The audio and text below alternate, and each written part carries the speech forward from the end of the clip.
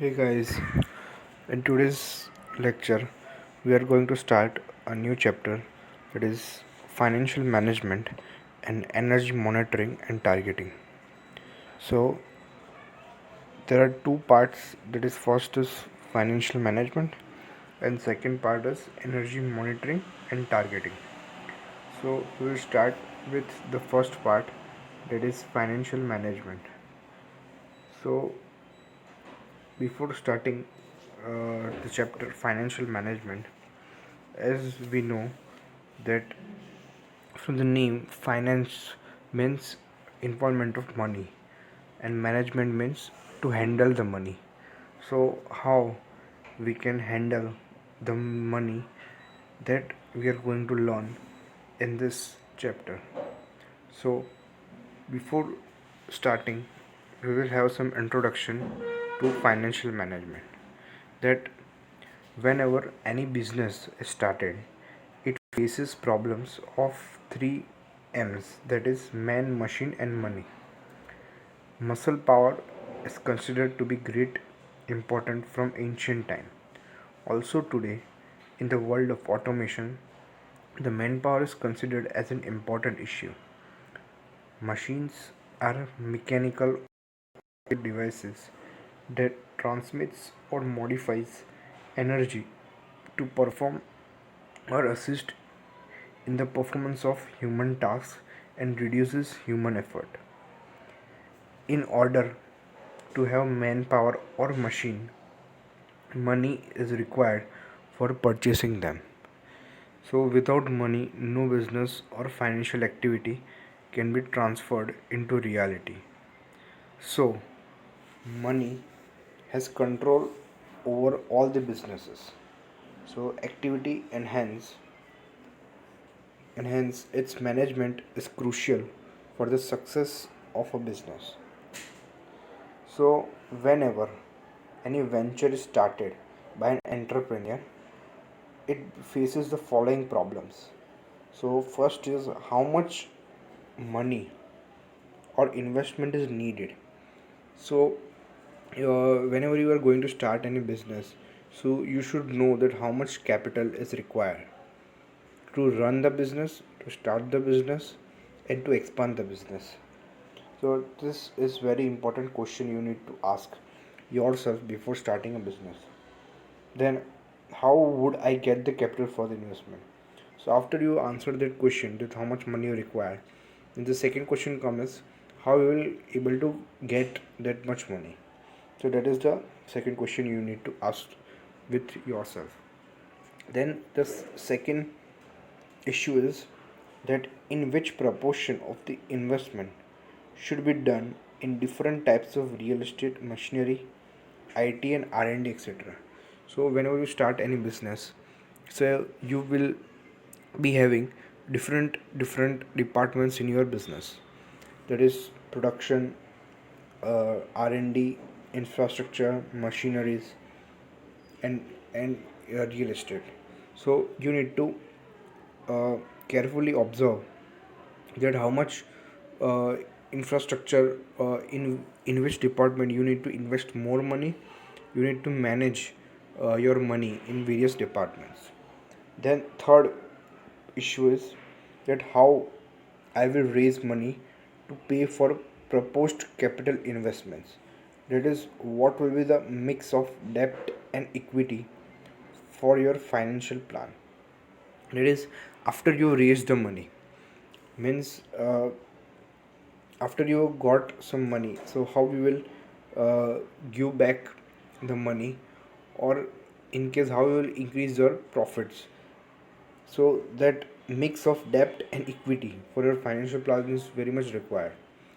So debt, so you can raise the money in two ways. Like first is by taking debt, like by taking loan, and another is by giving some equity of your company, means giving some shares of your company.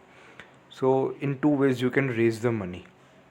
So this is main issue, that how much you should give the equity and how much you should give the debt. So these are the two main aspects. Then the fourth issue is How much proportion of money should I keep to meet day to day financial activities such as purchase raw material and to provide credit to customers, etc. So this is also main issue that after uh, you set up and your organization, so you should know that how much money should be required and how much money you should keep in your accounts by taking loans, pre approved loans, or just the maintaining the capital, so so that your day-to-day activities is not jeopardized or it is not stopped because of money. So you should keep the flow of money going so that there is no problem in moving the activities. So this is also an important issue. Then the last issue is how much time I will I will reach to break even point in the business.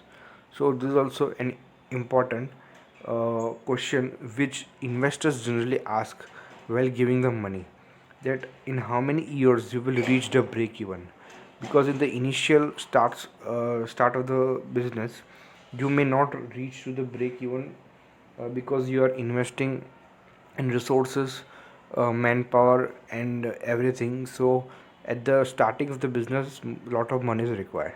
So after your business has flourished, so you will start getting profits. So after you get profit, so whatever initial investment you have done, so and whatever profits you got, so net profit and no profit no loss situation is called break even. So when you will reach that, so that the company's debt is not increasing and uh, your company value, uh, the the value of the company and balance sheets also increases. So this is a very important question an investors asks before investing in the company. So the above these questions are answered by financial management. So financial management is a very broad term and it is highly focused by all companies. In case of energy management, investment is required to be done for reducing energy consumption of process or utility. Also, the investment is also required for modification of existing systems. Any financial investment is done after considering various benefits related to investments. These perceived benefits are converted into financial term, various financial tools and techniques which we will discuss in next chapter. So now we will go move. So now we are going to discuss investment need, that where there is a need for an investment, appraisal and criteria for the investment. So as we are discussing energy conservation, so in development of energy efficient organizations, it is required to identify the opportunities for energy conservation. So these opportunities may or may not require investment. When any investment is to be done for such kind of efficiency important program, it is required to get approval from top management. The investment may be in terms of maintenance of the equipments, modification or rectification of existing equipments, purchase of new equipments, and training of existing equipments. After identifying these opportunities, evaluation in terms of risk and return required to be carried out. It is not just that when any investment opportunities are being proposed to top management, it is the only one opportunity. So there are many opportunities where the management force in the opportunities and earn good returns. So when the investment proposal is made, it is required to compete with other opportunities. Since the management is always interested in earning higher rate of return, maximize the profit, they will select such project.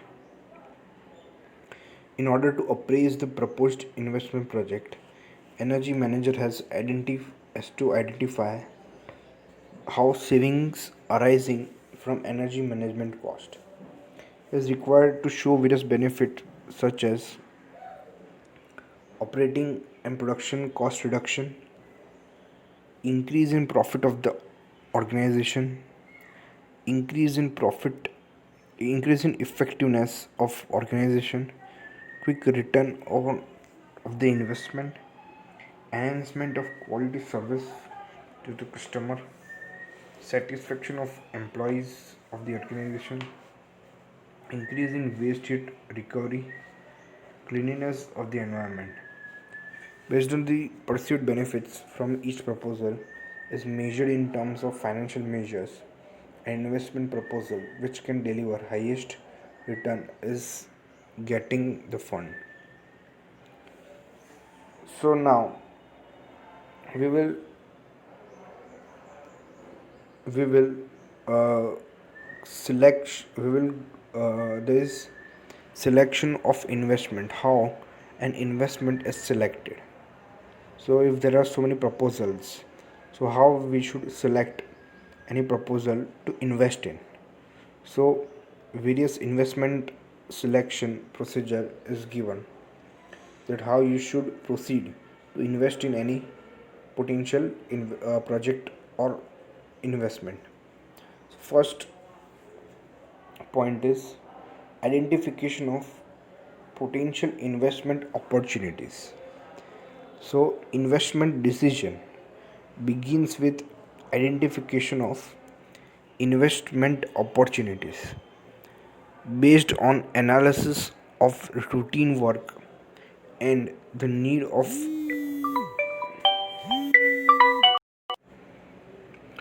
So next point for investment selection is assembling of proposed investment. That is, from the top management, there are number of investment opportunities are proposed from different departments. So all these proposed investment proposals are assembled by a team of analysts,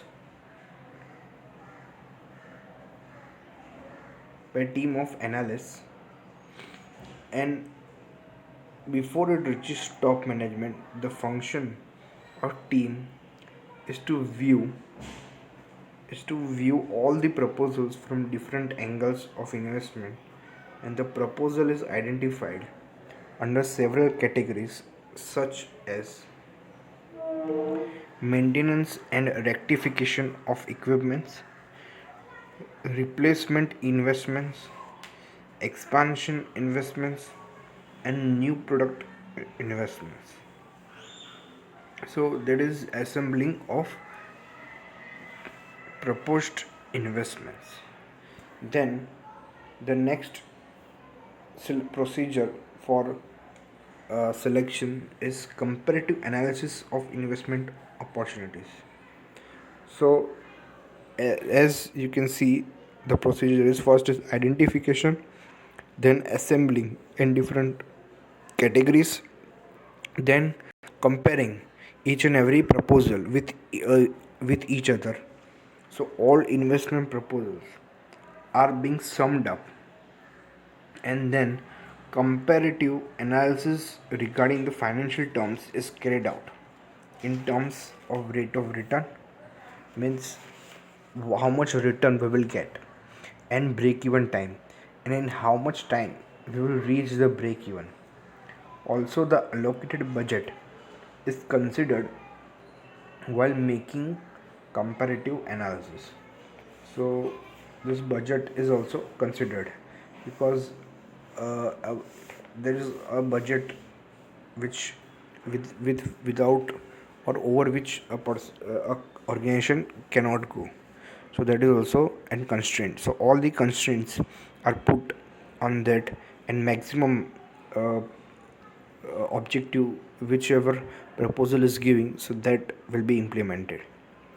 Then the next procedure is decision making and implementation. So after comparative study of all the investment projects, the decision is taken for granting the investment fund. So it is a very crucial aspect. Wrong decision can lead to failure of the project. Once the decision is taken for investment, implementation is carried out. So this is very much important point to make the decision which the top management have to do. So after it they have done the decision, so then again the implementation part comes back to the employer. So then the last procedure, there is performance review of implemented investment opportunity. So after certain significant time, the performance of the project is reviewed. The purpose of reviewing is to make sure that the decision taken is right. So if any deviation from the predefined target is found, then the control actions are also required to be taken by the organization. So various tools and techniques are discussed in the next section. So depending on the type of project, the technique is selected, evaluation of project is done. So now we are going to study various financial analysis techniques. So whichever technique we will apply to see that our investment, which investment to select. So there are so many techniques. So there are total 5 techniques. So decision or selecting or rejecting the investment proposal is depending upon two things. First is the amount required for investment, and second is a return from the investment. How much I need, how much money I have to invest, and how much I will get back. So there are many projects which can give faster return, but the amount of return is small, and on the other hand the projects may be which give higher return in long run. So various tools used for performing financial analysis. So such tools are mentioned here, that is payback period,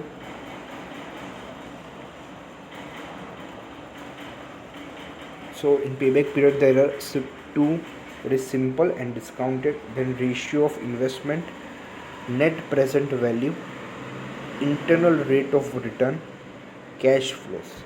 So these are the 5 tools which we are going to discuss, and also based on which we are going to discuss some examples. So first we will discuss payback period. So this is very important tool which you need to know before investing in any of the uh, investment. So payback period is what? So payback period is the length of time required to recover the investment on the project. For example, if the investment at initial level on the project is rupees 4 lakhs, so the income from the investment for the first, second, third, and fourth year are 1 lakh, 1.5 lakh, 1.5 lakh, 2 lakh, and 1 lakh respectively. That is, then when the payback period will be, so for the first year is 1 lakh. So suppose initial investment is 4 lakhs. So for first year the return is 1 lakh. For second year the return is 1.5 lakh. Then for the third year return is 1.5 lakh. Fourth year 2 lakh, and fifth year 1 lakh. So when I will get my 4 lakh back.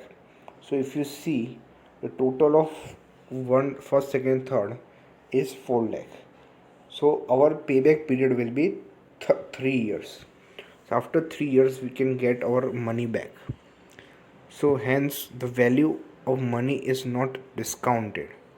So this payback period is called simple payback period. So simple payback period also counts the operating and maintenance cost. So for example, if the initial cost of the machine is suppose 50,000, and 10,000 per year is the operating and maintenance cost. Initial cost, operating cost. The earnings from that is 30,000 per year, and earning is 30,000.